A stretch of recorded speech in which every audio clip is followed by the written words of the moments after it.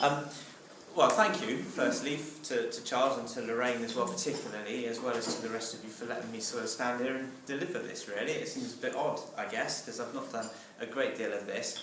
And I suppose the first thing I would say, particular to this group, is it's been really odd to be referred to as a cancer patient, actually, because I've never really considered myself as that. And it was so long ago that I was a cancer patient, and to be perfectly honest, I was too young to even ever be referred to in that sense anyway.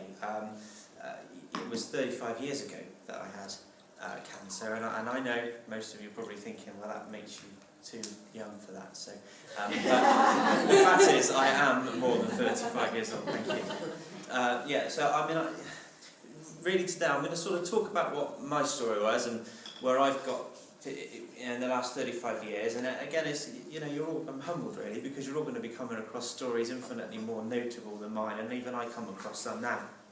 So it's not about me sort of telling you my story in terms of saying how great this was or how great that was. This is more about me sort of saying that this is my experience, and these are some of the things that I've got myself through, and also and towards the very end I'm going to touch on some of the slightly less usual tips that I use to get me through them. We all know the normal ones, okay, and we all know the kind of normal self-motivational tips, but I'm going to probably cover a couple of others that you may never have considered, I guess.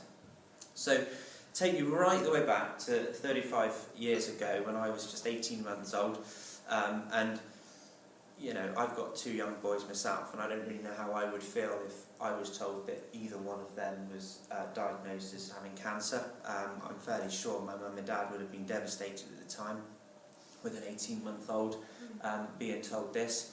I certainly wouldn't want to be in their shoes. I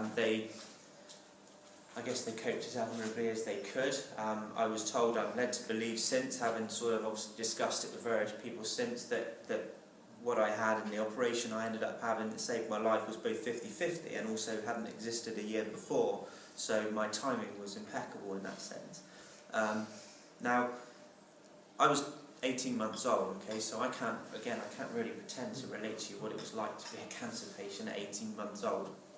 What I can relate to you is what has happened since then, and in terms of my growing up. Understandably, and I would have done the same for my boys, so this isn't by any means a criticism of my parents. I was mollycoddled a little bit as a child, I was wrapped in cotton wool, kind of made me perhaps a bit on the introvert side as a child. The idea of standing up in front of a room of people probably would have scared me to death, actually. And I suppose, going back to the point we raised earlier, I guess it made me want to ignore the fact and almost embarrassed by this fact that I'd had this illness, and it made me in some way different, really, I suppose.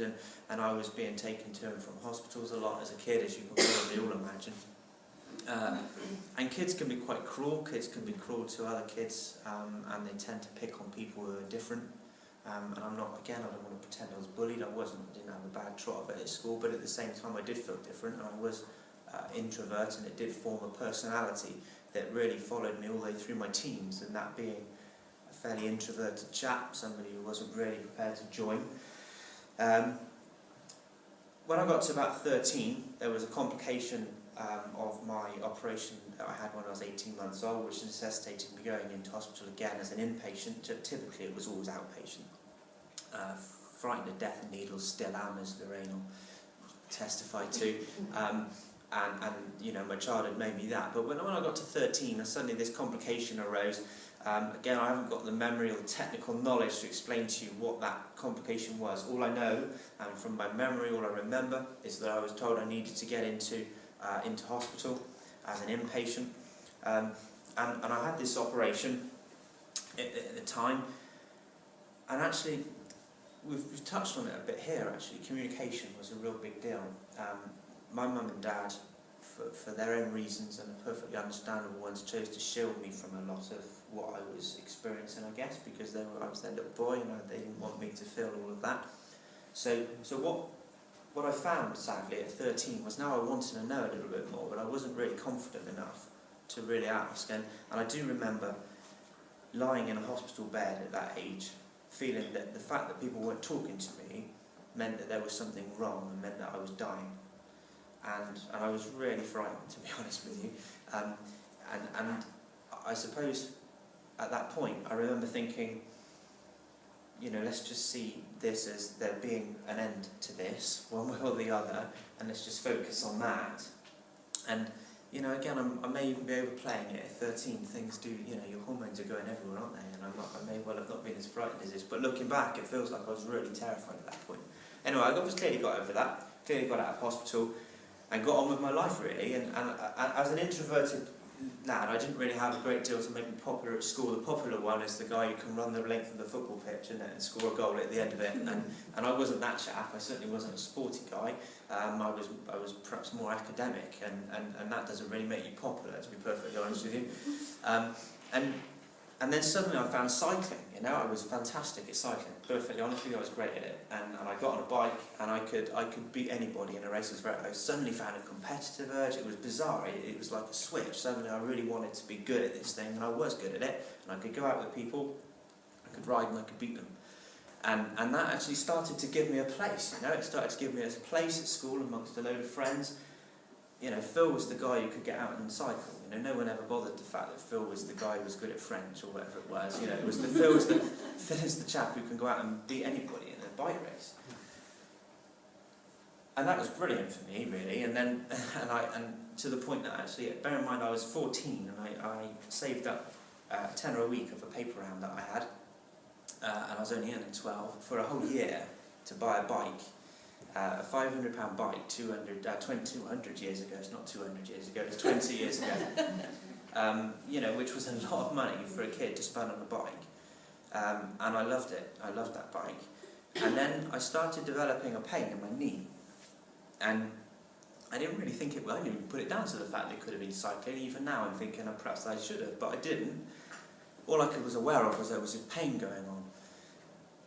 I was going to doctors were examining it, saying no, there's nothing wrong with it, perhaps a bit of fluid on it, but there's nothing wrong with your knee. Okay, and my mum was getting increasingly desperate, and this one particular day, I was cycling off up the road, and my knee gave way completely, and I fell off, and I almost literally crawled back down the drive, back into the house.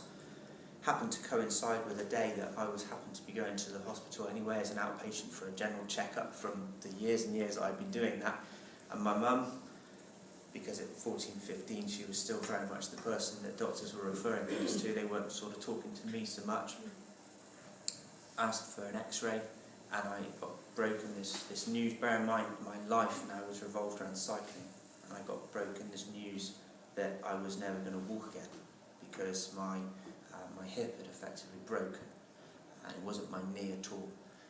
It was referred pain from my hip.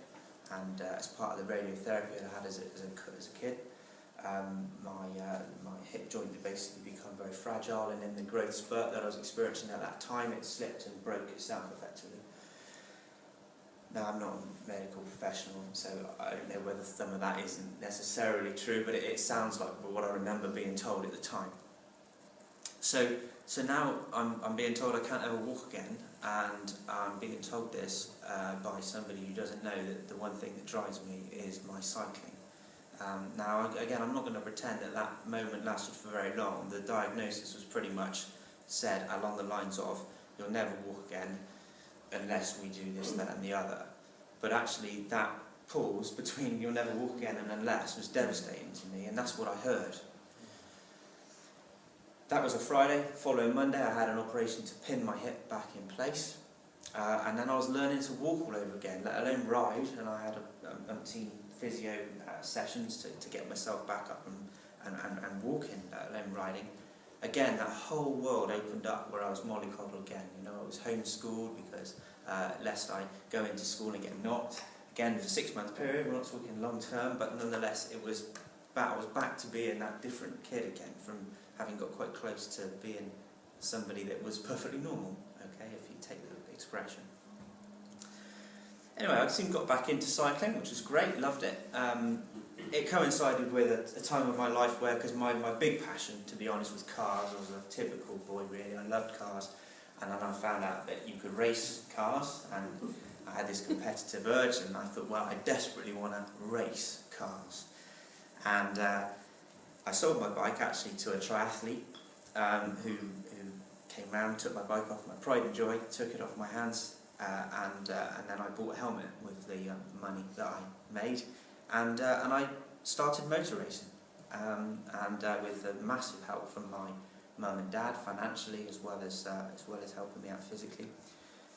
And I got into that. So suddenly, I've got over my cancer, I've got over this issue with my hip, and I've got pins on my hip now. So me and my dicky hip, we went motor racing, okay?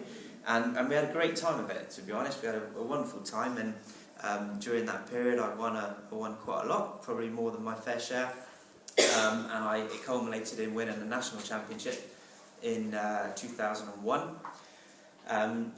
Things were quite good, and at the same point as winning that national championship, I was with, I got together with my then girlfriend, now wife. Things were looking about as good as they ever could, to be honest with you.